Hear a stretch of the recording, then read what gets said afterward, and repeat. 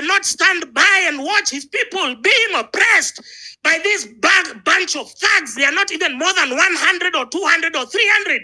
A whole country of 57, 56 million people is being held hostage by a handful of idiots masquerading as politicians.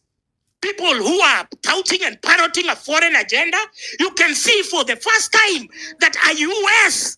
military general can come on Kenyan TV and purport to lecture us as if we are a backwater nation like Iraq. Who the fuck does he think he is? And then you guys are easily trailed. Now you're being emotionally controlled. You're being gaslit from Washington. That he can speak all the way in Washington about Ibrahim Traore. You immediately, in your infinite stupidity, you suspend everything we have been working on. We have been saying Ruto must go and institutional and structural reform. And then you guys now start talking about Traore. You don't know that here you're being set up. You're being set up. You're trying to fetishize. You're trying to glamorize military leadership. Now, can you imagine giving Kenya?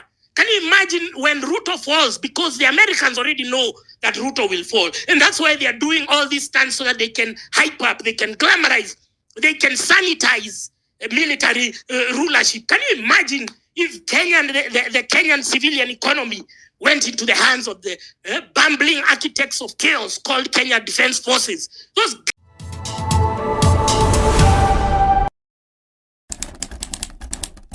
This whole weekend would have been the perfect opportunity to marinate our reject finance bill message, but they imposed this Rose Njeri character. Nobody knows her. Nobody knows even the website they are talking about.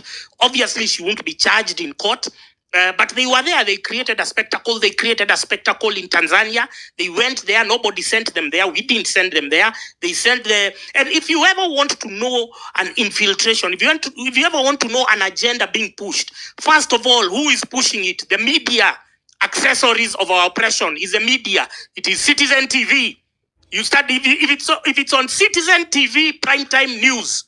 If you see Boniface fucking Mwangi on primetime news, you know that is an agenda. You know that is an infiltration. You are saying Rose Njeri, you don't know her. You didn't even, she's on the front page of the Standard. The Standard has never covered even serious issues. And suddenly, even me when I was arrested, never covered me, but she was suddenly in the front page.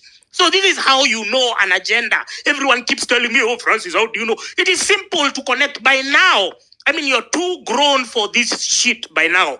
But immediately by now, you should have known. If you see a message coming from person X, if you see Polo Kemani, if you see Kimuzi, if you see Dr. Branis Munyasia, if you see Aoko, if you see those characters, Mabonga was here just a few minutes ago. I thought he's a very progressive guy. This is not the time to launch your parliamentary campaign bid. We bring the system down, and then you will even have an easier time to vie then, because right now you cannot compete against a system rigged to disenfranchise you, to keep you locked down. Whether you, however good your manifesto is, however polished your language or your gibberish is, you will never win in a rigged system. So what do we do right now? We are targeting institutional and structural reform. And on that note, what I have done, because I've realized that getting the message is almost like you people Kenyans, you have to read. So I've made a website, francisgaitho.com. If you're online right now, just go francisgaitho.com. It's just that. Go and read. I'm going to be covering these topics. So far, I've done 50 articles within 10 days. I want to be covering 3 articles every day so that we can learn the source of our oppression, so that you can stop feigning ignorance all the time. It is 1 year after now. You want to tell me you don't know that Boniface fucking Mwangi is an infiltrant paid by the government? You want to say that after 1 year of intense civic education, which we have been doing, and we've been telling you, we've been connecting the dots. We tell him, oh, Boniface Mwangi on June 25th, you were in Nairobi CBD. You told people to leave. The evidence is there. The videos are there. You see, the problem with Kenyans, you're presented with empirical evidence, but you still in denial. You're presented, you're told this, that's why you keep re-electing thugs. And that's why right now you're regurgitating Rigathi Gachagua's bullshit. You're talking about one term.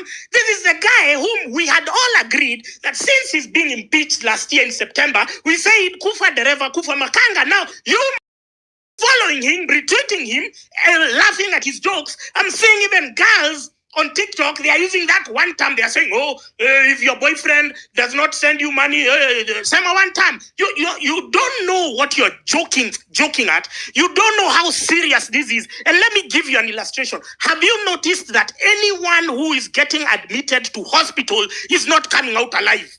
Ukisikia tu mtu, hey, amengia, you hear this guy Edward Kwach. One time he has been admitted. One time they are raising money. No, they are trying to look for blood donations. The next time a guy has died. Because of what? This is a systematic collapse of everything in the country. Now you hear the number of road accidents. It's staggering. And you seem to think that it's time for jokes. It's time for saying one time and dancing silly music. You guys do know where we are headed. We are in the pits. A country where they cannot afford exams, and you seem, and I told you, what's with this obsession that when you're presented with facts on the table, you tend to now attack the messenger. Oh, Gaitho, wewe uko na shida. Niko na shida na nini? Why would I be jealous about Boniface Mwangi? There is nothing about him that inspires me. There is no day I've ever woken up and said, I want to live in that shithole area where he's gone to live. You understand? I've never said something like that. So why would I be jealous about him? Look at the facts. The facts is on June 25th, Boniface Mwangi, did you tell people to leave CBD? Is the answer yes or no? If the answer is yes, why did you tell them to leave CBD? Oh, they were leaving because we were considering their safety. Now, did them leaving CBD, was it inversely proportional to their safety? Yes, they were safe. No, they were not safe because the same cops trailed them, got them, and then dumped their bodies in Kware. Those are the facts. You can never change them. That's the unvarnished truth. So when you are there, you are saying free Rose Njeri, who you don't even know her. I just tell you, this story is not adding up. We've never seen this chick. We don't know that website they are talking about. Suddenly, all the commercial activists are there. Yeah, you are seeing them there. And let me tell you, and I've been giving you these scoops. You don't follow me. You don't want to subscribe to my website. You don't want to. And now you're in limbo. You're in limbo and you're delaying. And let me tell you one thing to those infiltrators of NIS. Let me tell you one thing. You can only delay. You cannot derail this movement. We are moving with purpose. The rate and the pace of awakening, you cannot withstand it. Let me tell you, you useless pieces of shit. You cannot. Because this is historic. And we are fighting. This is a fight for the freedom, for our forefathers, for the freedom fighters, for the Mau Mau. This is ordained by the blood of the freedom fighters who passed in front of us. This is ordained by God himself. That's why you're seeing everyone who undermined is going through problems here and there. You're seeing them, they are going through problems because this is ordained.